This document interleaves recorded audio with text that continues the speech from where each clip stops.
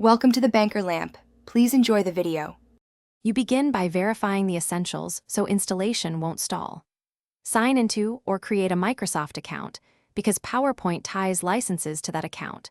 Once done, choose whether you'll use Microsoft 365 subscription or the free web version.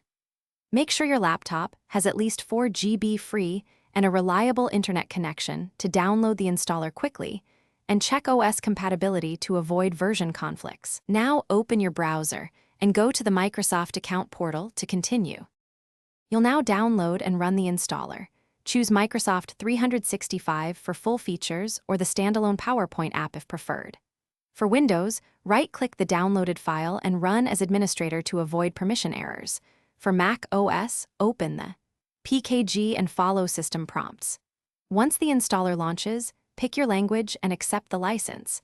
Make sure to note the install location in case you need to remove it later. After installation finishes, sign in with your Microsoft account to activate the product.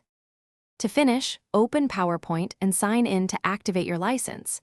This connects the app to your Microsoft 365 subscription or standalone key.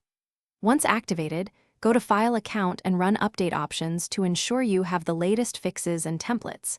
If something goes wrong, installation fails, activation errors, or crashes, first restart the laptop, then reinstall the app.